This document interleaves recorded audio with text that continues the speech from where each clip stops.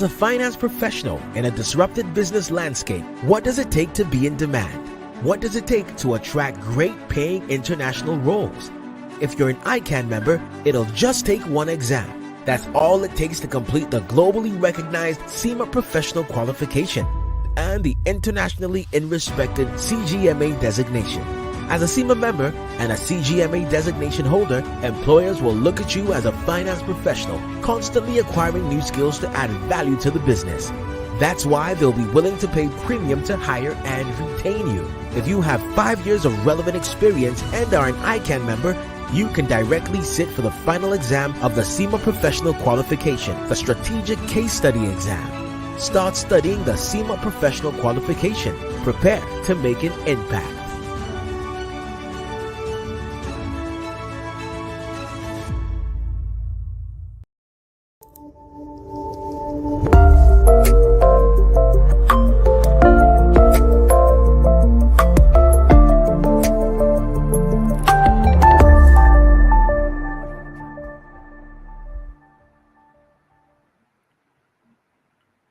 Good evening, my professional colleagues. Good evening, friend of the Institute of Chartered Accountants of Nigeria.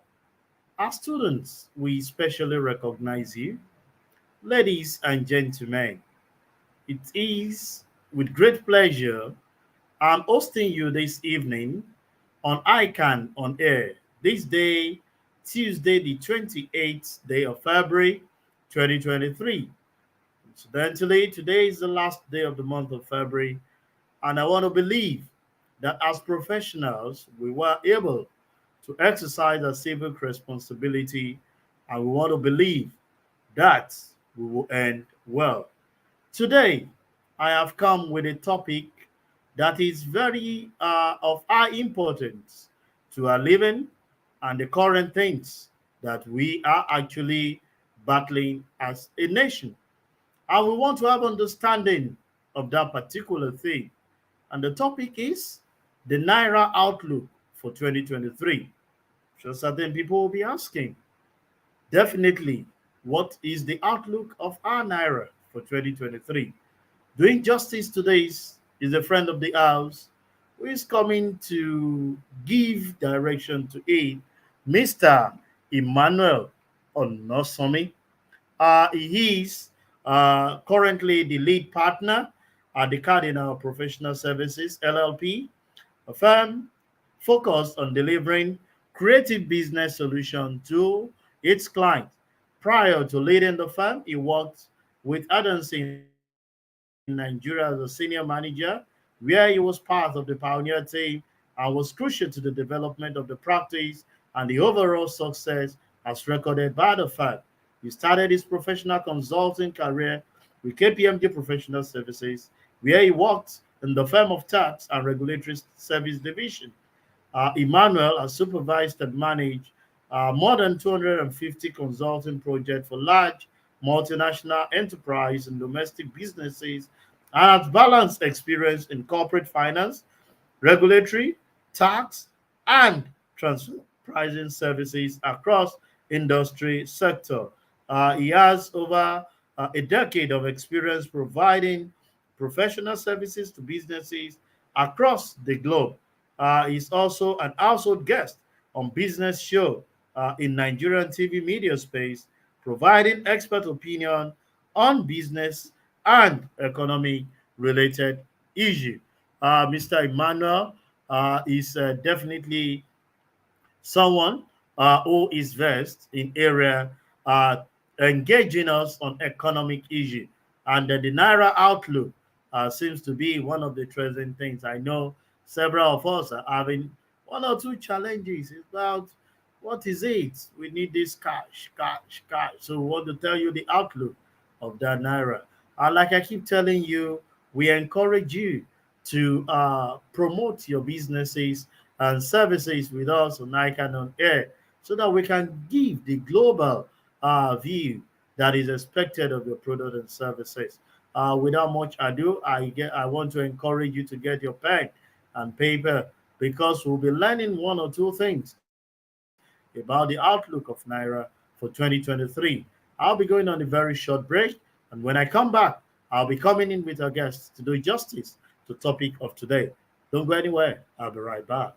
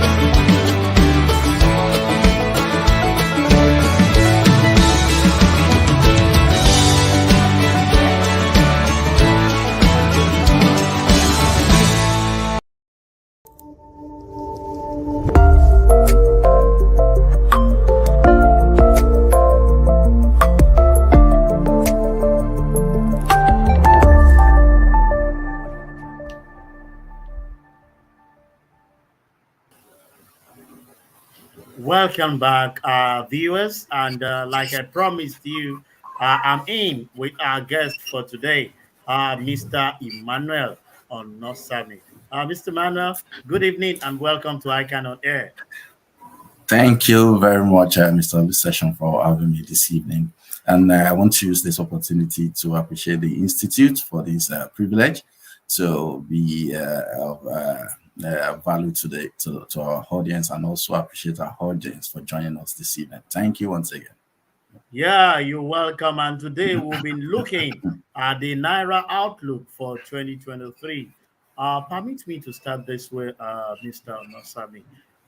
One of the key economic benefits of a national currency is that it provides a country with a measure of independence in its national monetary or exchange rate policy. Guesting you today will provide our global viewers the privilege to share from your wealth of knowledge and experience. And I will commence this way. What is Naira currency? And please run us through the importance or benefits of having a national currency. Okay, thank you very much, Mr. Session. If I can just speak to that, one of the very cardinal function of the central bank of any economy is to monitor its monetary policy. And the reason for that is for the purpose of international trade. International trade is where government or businesses more than one or two jurisdictions have to interact with each other. So if you don't have a currency, there will be no framework, or there will be no benchmark for international trade. So, and that's why it is important that every nation, have a currency for the purpose of this trade, and also beyond international trade, also for the purpose of domestic transaction within the economy. If you take yourself back to the primitive age where we have trade by barter, and then the Chinese economy introduced the initial, transaction with gold, and then it moved progress into the notes, which we call the currency today. In overall, so that we don't dwell on that too much, I think it's one of the benchmark or the reference for value within the economy. So when you want to determine value, within the economy, your currency helps to kind of give sense to value within the economy for the purpose of domestic transaction and also for international trade. Brilliant way to start the program today. It is a benchmark for getting value both domestically and on international platform. I proceed with you, Emmanuel, by saying, are there specific conditions or criteria that must be fulfilled before having a national currency? Okay, so it's a sovereign decision. You understand, Okay. and for you to, I will understand that we have international organizations just like the UN, the OECD, providing some general guidelines, on how to go about, running your monetary policy locally. But the decision is largely sovereign, and we have seen that being demonstrated by the CBN, when they recently introduced the Naira, and they also made some decision about cryptocurrency that speaks to the independence that is associated with making decision around your currency. So every economy will look at its economy, its policy direction, and the current state of its development as a nation, and based on that, you kind of determine your currency and benchmark it against other currency across the globe.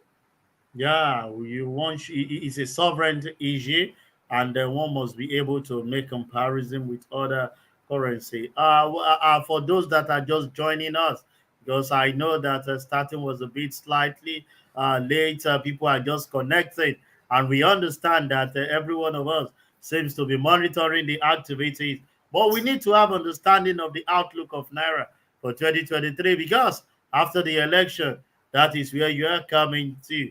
We'll proceed, Mr. Emmanuel Nosabi. Please, our global viewers, we want to have a better appreciation of this currency concept. And I'll take them one after the other, if you permit me. It's about four. I will roll the four, then pick them one after the other. We have currency Okay. depreciation, currency devaluation, currency redesign, and currency redenomination. So we start with currency depreciation. Okay, so just like for you to understand currency depreciation, it also is to cast your mind back to asset depreciation. Hmm.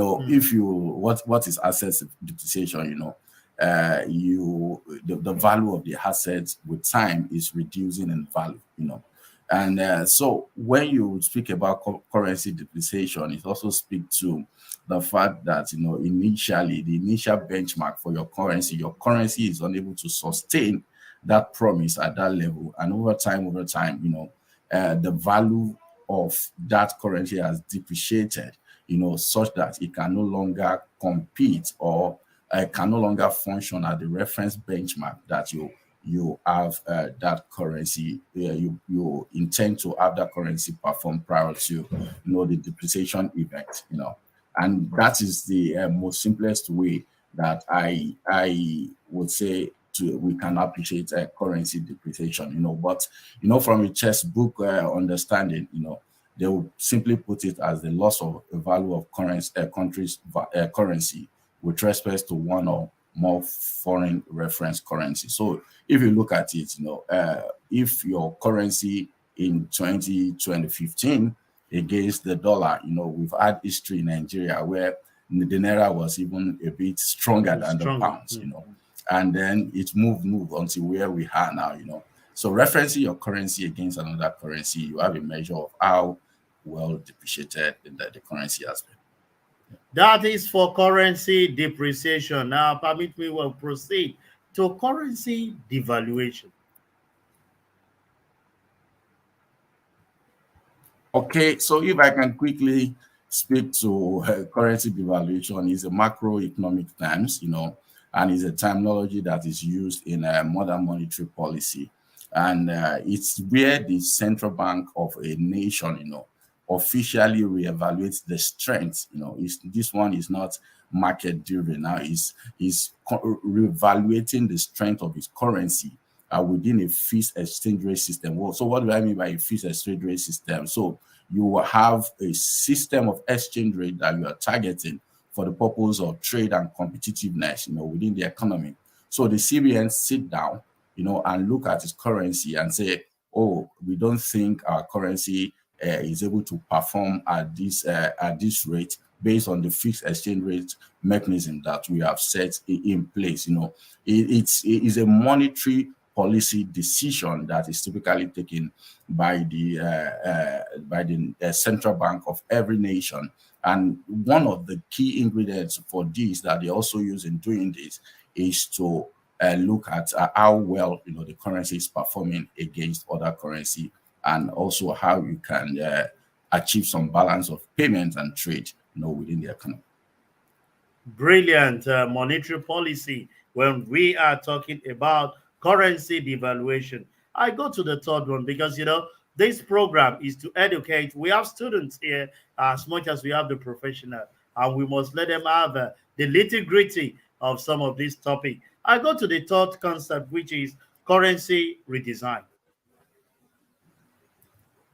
So currency redesign, is also a monetary policy initiative, and there are a number of reasons why you can go ahead to do a currency redesign. Number one is counterfeiting. If you suspect that the current legal tender within the economy is largely counterfeited, you may want to improve the security features of the currency, and then go into the program of redesigning the currency. Another reason you may also want to do that is also to mop up currency within the economy. If you believe that the cash supply within the economy is large, and you want to put in place new policies that will limit the volume of cash within the economy, just like the Central Bank of Nigeria is currently doing, you have to go through the instruments of currency redesign that then mandates or force people to bring out the cash they have within, and then take over through a swap mechanism, take over the new currency, and then you can then put in place the new policy that will then limit the volume of cash within the economy. So another reason you may also want to go through the process of currency redesign is for the purpose of managing inflation. You want to have closer grip on the volume of cash within the economy, and through that process you are able to have closer grip on money supply within the economy. So you can see that if you have been following the CBN conversation around Naira, that is one of their biggest arguments, to say, as a monetary policy initiative, they are all out, to tighten, and to arrest inflation, so that the Naira can appreciate.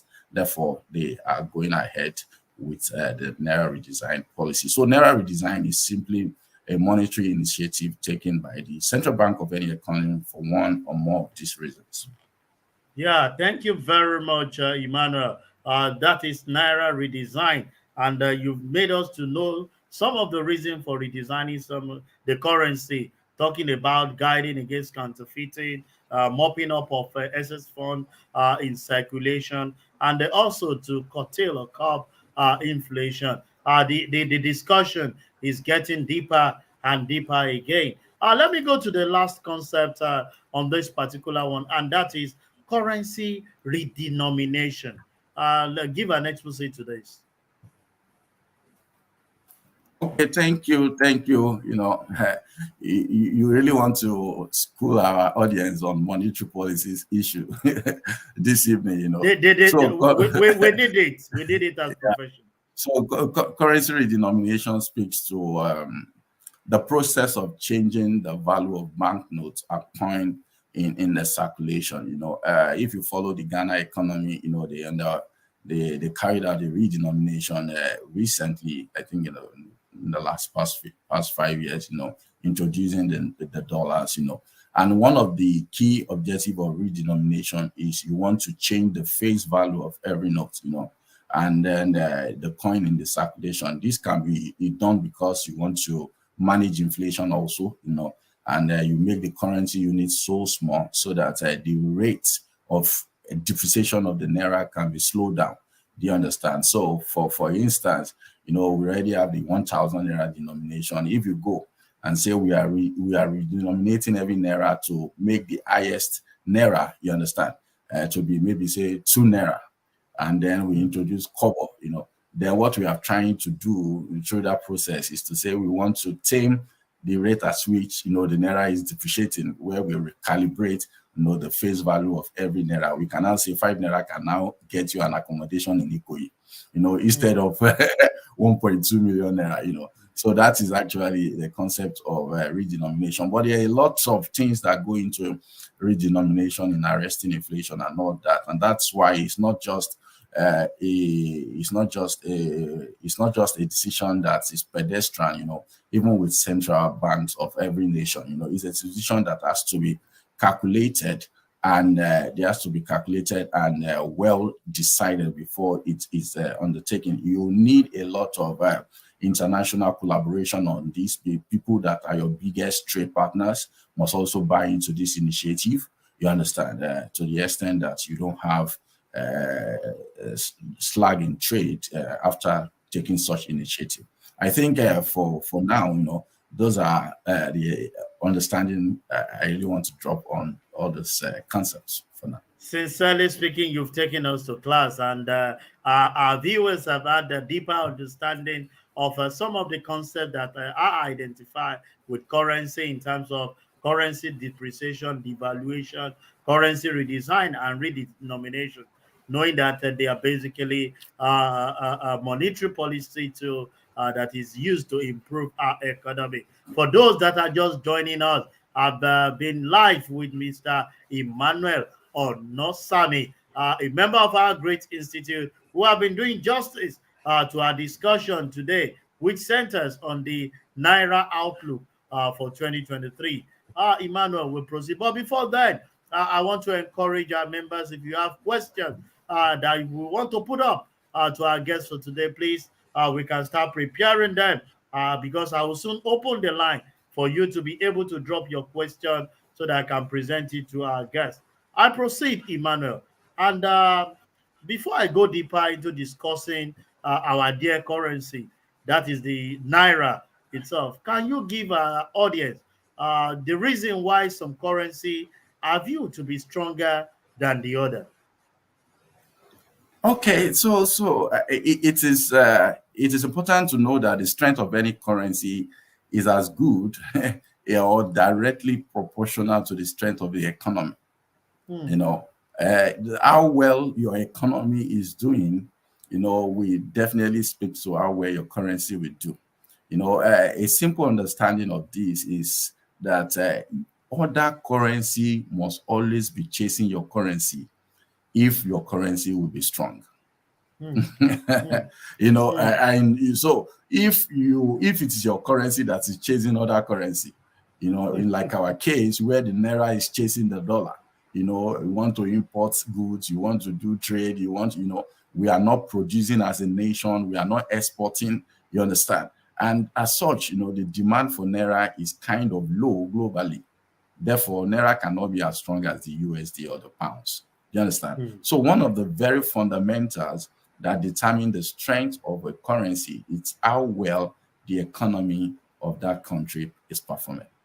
Fundamental. How well the economy is performing. If you permit me to ask this, Emmanuel, What are those things that can make the economy to be strong so that I can give power to our currency as a nation?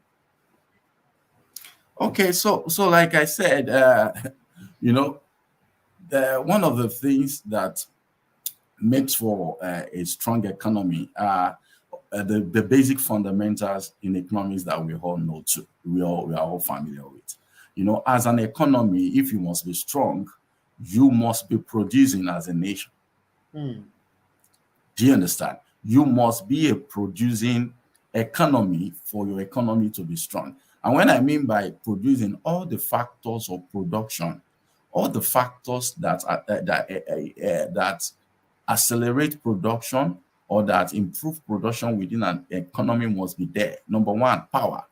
You must have road infrastructure. You must have your logistic infrastructure well in place. And that is why it's said that where the government actually plays the role of the government by making sure that the environment is good and friendly for production activities, then you boost your economic performance. You reduce unemployment.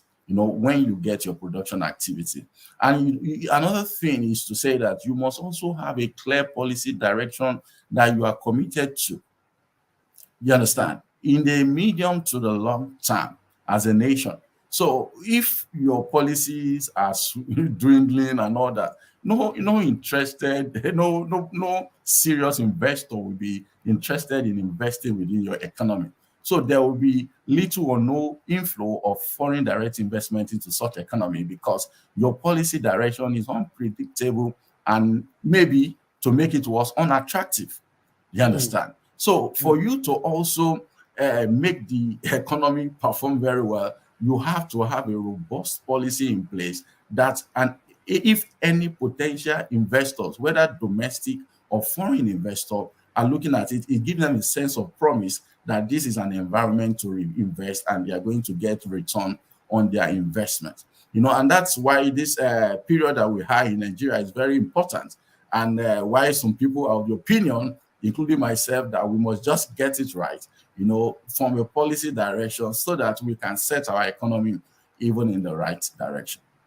Brilliant, Mr. Emmanuel Onosame, talking about some of the things that we need to do to strengthen our currency. My dear Naira, we have to be productive and have a consistent policy direction that give confidence to the investors from FDI.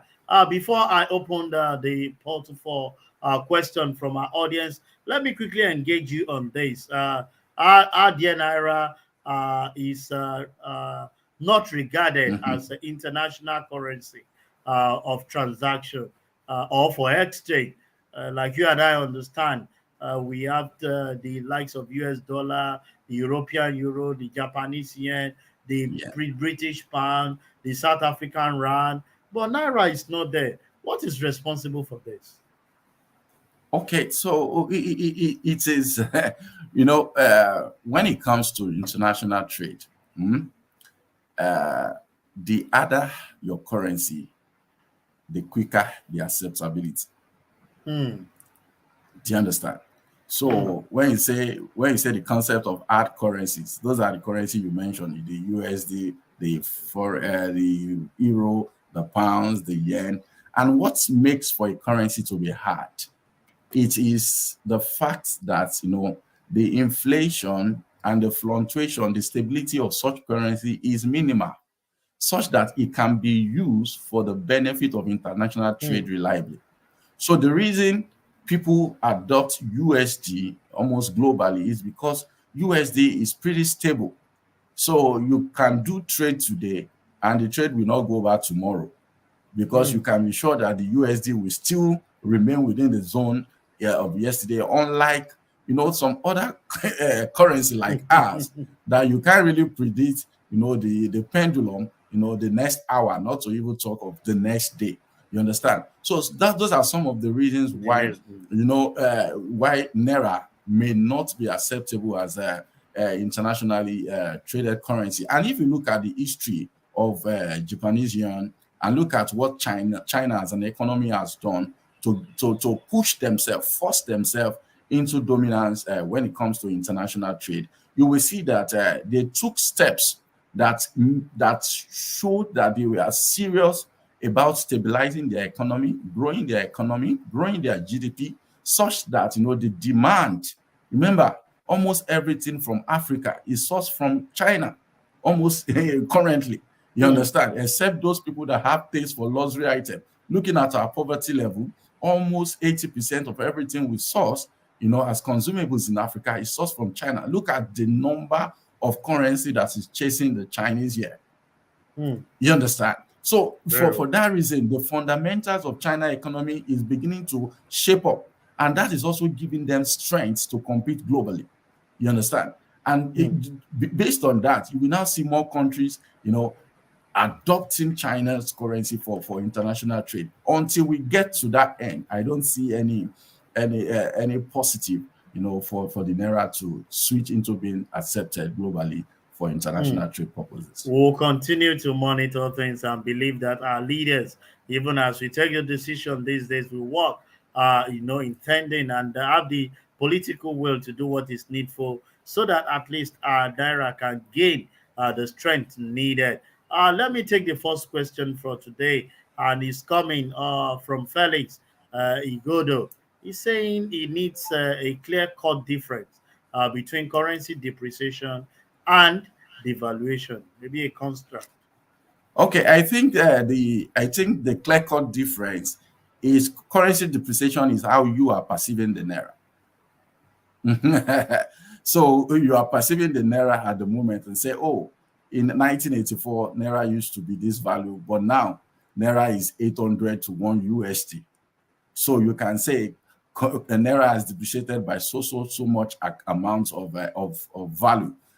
That is like the market, determination of the positioning of the Naira as at today.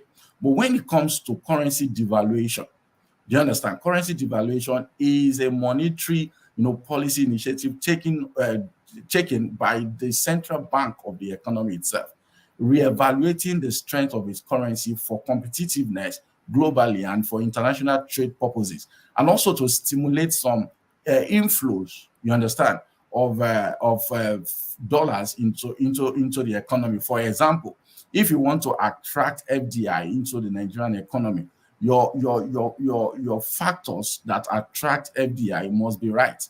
Number one, your interest rate, your inflation rate, and also the value of your Naira. So a potential investor will look at it and say, in my assessment, the Naira is overvalued. Therefore, I'm not bringing my dollars into Naira. You understand? Into Nigeria. Every investor wants to get so much Naira, for little dollars that they bring into the economy, because they don't know how it's going to flip when they want to repatriate their fund from the economy. You understand? And as such, the government of the nation will then look at the Naira and then say, okay, at this stage, hope we are not saying the Naira is strong to the detriment of attracting FDI into the economy. Based on that, some devaluation decision will then be made to say, okay, let's depreciate the Naira for almost 24 years. Like Audio has said, that some people convinced us in Nigeria to consistently devalue our Naira, such that it has led us to where we are at today. But Naira depreciation is just an everyday market perception of how Naira is performing with other international currencies. Definitely, I believe that Felix has picked the difference between the currency depreciation and devaluation. I have Fagbola Temitope, who is reporting this evening from Ibadan, the Asian city, and he's asking that when you compare the cost of production of the redesigned Naira note to the purchasing power of the same note, he's asking, is it a worthwhile to be redesigning frequently? Okay, thank you very much, Mr. Fagbola, for that question. And I think this is the way to appreciate this. The cost of running cash within the economy globally is something that any government wants to run away from. Cost of cash management is significant. In fact, I can tell you obviously that the cost of producing a 200 naira note far exceed, the 200 naira in value, the purchasing power of the 200 naira. And as such, that is why, one of the initiative why the CBN introduced the cashless economy in 2012. If you follow the journey and, you want to check whether the CBN has actually won the battle, but it appears the CBN is losing that battle of cashless economy, because as at the last time before this redesigning of the Naira note policy, the CBN said they cannot account for over almost 2 trillion of cash that were put into the economy. And that means that for the CBN to consistently sustain the critical informal sector that really need cash for their operation, for example, your bus operation, your transport operations, your mama puts, your remote village people that really need cash. And you know that the volume of cash that these people need, in this economy is not up to that thing. So the CBN felt that, some people must have kept this cash illegally, you understand, within their confines, to the extent that this cost of managing cash within the economy. So the CBN had to consistently be reprinting the shortage to cater for the informal sector. So based on that, they introduced the limits to then say, going forward, initially they said you cannot withdraw more than 20,000 per week. You understand? But they later revises to 20,000 per day, so that the volume of cash that they will need to manage within the economy will be reduced, and the cost of managing currency will also be reduced. There's a perception that we all need to accept that Naira is not the paper that we are holding. Naira is the value attached to it. You understand? You have your Naira in your bank app. It's not paper, but you believe that you have Naira. You understand? So Naira is a perception of value. You understand? At a particular point, not necessarily the paper that is printed. And that's the message that the CBN was trying to communicate, to say, going forward, we want to reduce the volume of cash we have within the economy and limit the usage to the critical informal sector that we need to support. And if you look at the people at this informal sector that really need this cash for their function, most of them don't even have up to 100,000 in their bank account or 500,000 in their bank account at maximum. Do you understand? So for that reason, CBN will have tighter control on cash currency and also be able to tame inflation better, because they know where every Naira is now, is unlike the situation we have at the moment, where we cannot really trace where we have all the old Naira notes. For those that are just joining us, I've been guesting Emmanuel Onosani, ACA. How we've been doing justice to the outlook of Naira in 2023. You've not missed a lot, but I'm sure if you follow through, there's a lot to gain from the topic of today. Emmanuel, let me pick this. Is currency strength and currency stability, are they the same or they are completely different? And what are the measures of the current currency stability of a nation? Okay, so the currency stability speaks to how the value of your currency is fluctuating, how frequently is fluctuating. So if you have your Naira to dollar stable at 800 Naira for 3 months, that is a level of stability. Do you understand what I'm trying to say? That means as a government, you have control over what is going on with the Naira, But when it comes to Naira strength, is closely related to your stability, because if the strength of your currency is high, there is high probability that it will be stable. Do you understand? But if the strength of your currency is low, there is also high probability that it will be unstable in that sense. So the strength of your current currency talks about the purchasing power or the competitiveness of your currency when compared to other currency. You understand? Prior to now, Naira competes well with the USD and pounds. Our great grandfather told us about that, or our grandfather, for some people, told us about that. So that speaks to strength. And when you look at it now, the strength really is not really competing.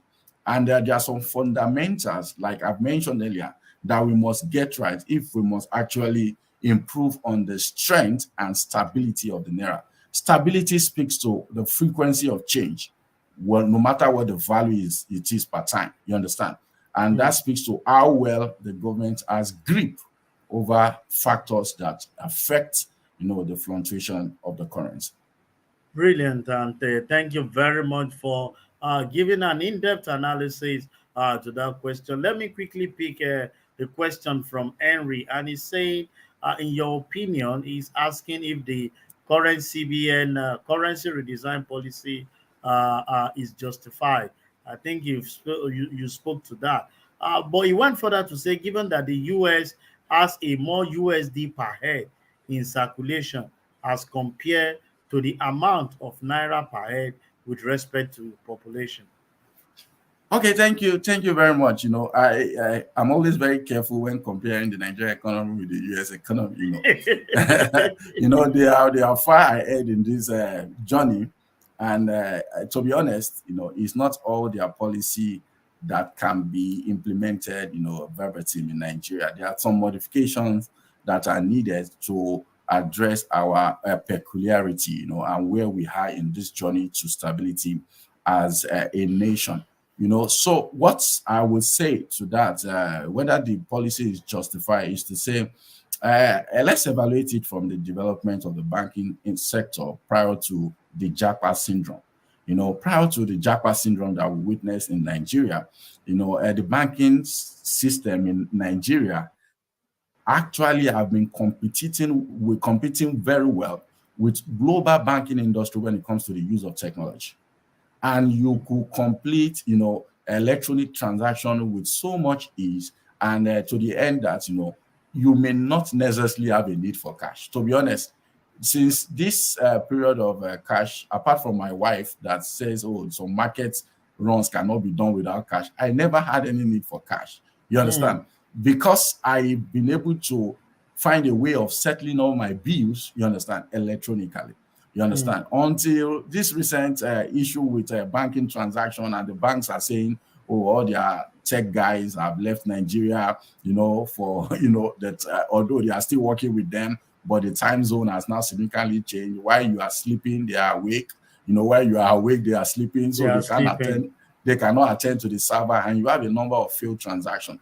But if not for that, you understand, I strongly believe that the policy of the CBN is in the right direction. I tell you the truth is that there are so many benefits to limiting cash in the economy. We understand that Nigeria as a nation in our journey, if we must do something around the leakages in government and then the corruption that is within the economy, we have to limit cash transaction. Because if the possibility of doing any fraud with cash is limited, we will almost by 50% cut down on the corruption going on, within the economy, because they will be extra careful before you make transfer, you understand, for the purpose of settling corrupt activities. And also the issue of we are facing in this economy, terrorism, funding of terrorism is largely done by cash because nobody wants to be traced to funding of terrorism. Do you understand? And because of that, there are some quick wins that we will get as an economy from that policy if we can painstakingly embrace, the proposal from the CBN. In fact, to be honest, I think this thing should be cascaded by location. If you are in the major city like Lagos, Port Harcourt, Abuja, the limit should be further reduced. Because you have the possibility, if you want to do any transaction beyond 20,000 now and you still need cash, there's something fishy about it, to be honest. You understand? Because you yourself, you don't even want to go why can't I just use my POS, or I just use my ATM card, or I do transfer? Do you understand? So I think the restrictions should be stiffer, within the city. And I also believe strongly that our higher denominations should be scrapped entirely. 500 naira, 1,000 naira should be scrapped entirely, because if you truly want to support the informal sector, they don't do well with the higher denomination. In fact, there's a lot of problems with them. Mm. The informal sector thrive with the lower denomination, the 200 naira. You 100 can even naira. introduce 10 naira back Introduce and coins.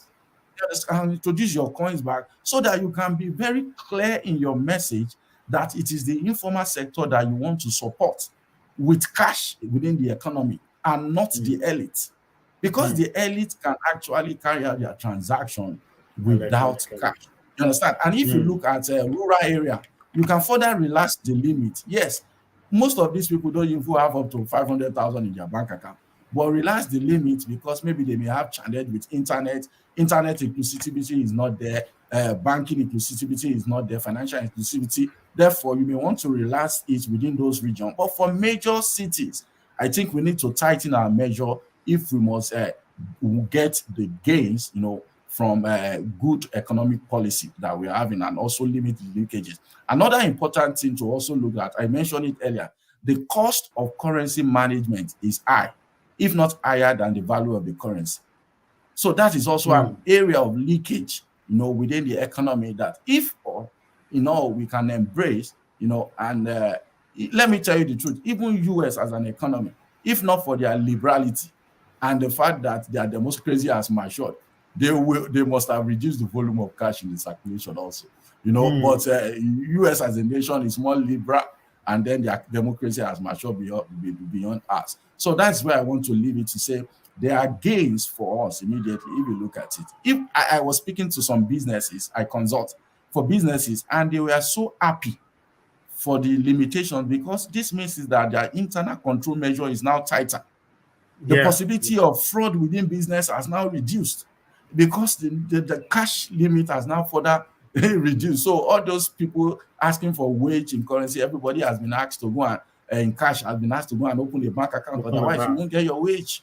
You understand? So those are some of the quick wins that we can think about when we are evaluating the policy of the CBN in this regard. Emmanuel, a deep insight into this, and I can tell you that our viewers are really getting a lot from the deeper knowledge. Before I come to Bamidele, I want to handle this because I can see that my time is running very fast. This country, Nigeria, we are described as a nation with multiple exchange rate. Can you educate us on the merit and demerit of this multiple exchange rate to our economy and currency? Okay, so I doubt if there's any merit to multiple exchange rates, Mm. So let's focus on the demerits. You understand? I don't, except for any on people that are leveraging on the leverage, on the arbitrage. You understand? Maybe those people are laughing to the bank. You get it at CBN rate, you exchange it at sort of parallel market rate or bank rate or black market rate, as the case may be, which are not even good for the economy. Those kind of arbitrage opportunities are not even an advantage for the economy. They are advantage to the individual. So if you are looking at it from an economic perspective, I don't see any advantage to multiple exchange rates. Do you understand? If you look at the demerit, what it means is that, there is no guarantee that when you invest in Nigeria, you understand, you are able to recoup your investment, at the rate at which, the government will be communicated. You understand? That is one of the biggest fear of investors. You understand? You come into Nigeria, the CBN communicate a rate, say 450 or 465. You exchange your dollars at CBN rate because you want a certificate of capital importation. Do you understand? And at the point of recuperating your dividend, there's a limit CBN can give you, and then you go into the black market and get it at another rate. It makes the environment attractive for investors. What actually leads to multiple rates is a shortage of supply. Do you Mm. understand? Assuming we have more dollars chasing the naira, there won't be any multiple rates because the CBN will be able to meet all the requirements of the economy. Do you understand? Mm. But because For production activity, we need to import raw materials, we need to buy this, we need to buy that in USD. The CBN cannot meet everybody's need. And then I go into the market, somebody is willing to do it at something higher, another person is willing to do it at another thing higher. So that's also contributing to the cost of production. So that makes your cost of production high. And when the cost of production is high, inflation will go up. And when inflation goes up, the CBN does not have any option than to increase interest rates. Because what they are doing in increasing interest rates is a short-term measure of attracting more foreign direct investment through debt. For more forex through debt in that sense. Do you understand what I'm trying to say? So in all, when you have multiple exchange rate regime, it's impacting the economy negatively, and it's not making production competitive. And you look at yourself, you are in the same industry with maybe we are both manufacturing biscuits, but for my own raw materials, I'm able to get it at 450. For your own raw materials, you are not able to get it, because you don't have the strength, the relationship strength to get it at that rate. To get it at that rate. You then find that businesses are also struggling. Their cost of production is so high that they cannot really compete within the environment. So it is all demerit, and I don't really see any plus to have. Thank you very much, Emmanuel. Time is not our friend, but I quickly want to put you on spot with this particular question, which is if you consider the current economic and political dynamics in Nigeria, I want you to give us your professional position on the the Nigerian Naira outlook for the year 2023. Okay, so a lot of events, and I just to manage expectation, I'm not going to be saying any figure here, because that would be too, you understand? So we can only, that would be too risky as a professional. We are all professional in this room, and what I can just do for the purpose of the audience is to kind of elucidate on key events that may potentially shape how the Naira will move. Do you understand? And the very first of it is to say, the election that we are currently having, the polls. The first thing you need to note is that each of these candidates that are on the ballot for the political party, they have different global perception of acceptance. Do you understand? And their perception differs, and global acceptance also differs. So depending on the outcome of this election, you will see more investors either having confidence within the economy or not having confidence within the economy. And also, the election also has kind of put some pressure on dollars, because some election-related expenses, I'm trying to be careful with the kind of language I'm using on this platform. Election-related expenses, have now been prosecuted or carried out using forex, because of the shortage of cash that was introduced by the CBN policy. What that means is that all the forex that are currently hiding somewhere have been pushed into the economy and finding their way into the hands of everyday Nigeria one way or the other, due to election-related activity. That also is increasing, the supply of forex. So the prayer is that the people that have now received it now, they should spend it, because if they don't spend it, it won't amount to supply. You understand? If you receive it and you hoard it again, that is also not good for the economy. And if you also look at the outcome of the poll, is also very important. Anybody that's coming out of the poll, how quickly is this person able to have his economic team in place? How proactive is the person? Hope we are not going to have a situation where we run another, just like the first time of the current regime that we have almost like a 6 months of inactivity in governance. You understand? Because if you have that kind of lacuna in governance, what it means is that there is no government spending that will stimulate the economy.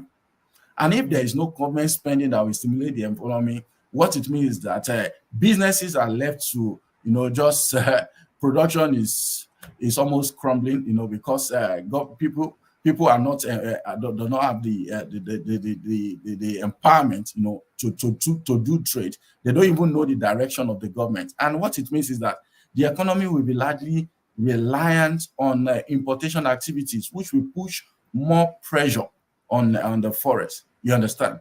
And also Yeah. looking at our budget for 2023. It is important for us to also note that we have a deficit of 12.1 trillion naira, which has been projected to be sponsored by debt. And the more debt you have as a nation, currently we have over 77 trillion naira debt portfolio, and Moody's has made matters worse by downgrading Nigeria credit risk. You understand? To CAC, which makes the cost of borrowing higher and makes it difficult for you to even borrow. So that means that the likelihood of even getting debt to stimulate the economy has further reduced. Lastly, I also want to mention that it is important that it is not all gloomy, because there are some economic activities that promise to stimulate the inflows of forests into Nigeria, which is the proposed commencement of refining operation by the Dangote refineries and the other modular refineries, springing up across the economy. If these refineries can start production with the estimated capacity for Dangote refinery of 650,000 barrels per day, we can see a lot of importation of refined products that is improving our forest earning. That will also reduce the pressure on our subsidy payment and the requirement for us to import petroleum products, which will also help the Naira to also strengthen. So depending on how quickly and how this event pan out, that will help us shape the outcome of Naira going forward. Sincerely speaking, Emmanuel, each time I have quality guests like this, the time will just be ticking and thinking, just looking up and saying that we are almost done with 1 hour. Permit me, we sincerely appreciate. But in closing, I want to say in 30 seconds that your institute, my institute, are open to positive advance for the growth of our members. What would be your suggestion or advice on our advocacy for positive Naira outlook in 2023? Just in 30 seconds so that we can run. Okay, I think Nigerians needs to be more patriotic. If we must help this economy, we must stop the attitude of hoarding the Naira. That hoarding USD, converting Naira to hoard, to keep your money in USD, I think is an unpatriotic behavior. I think the institute can make more advocacy around that. The forest you are hoarding is actually what you need to get your production activity stimulated within the economy.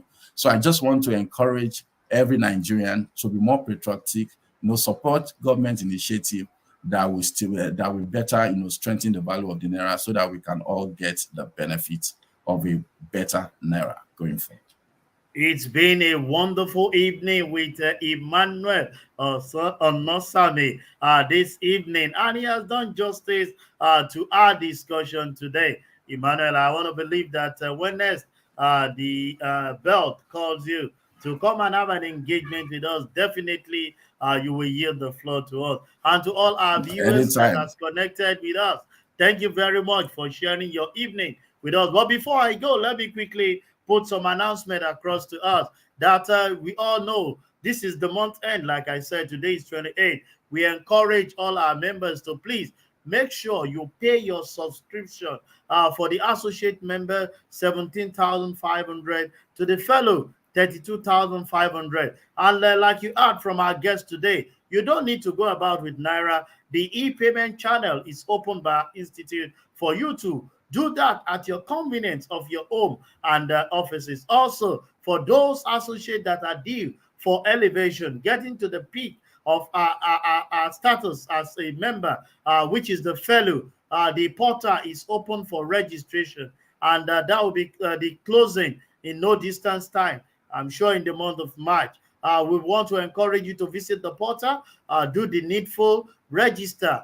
For those that will be there physically, it is 140,000. Those that will connect virtually, 130,000. We encourage you to do this. And finally, The 2023 annual dinner and award comes up on Saturday, May 6th at the Monarch Event Center in Lekki Expressway on the island. For single, is 20,000. For couple, 30,000, and the corporate table of 10 for 300,000.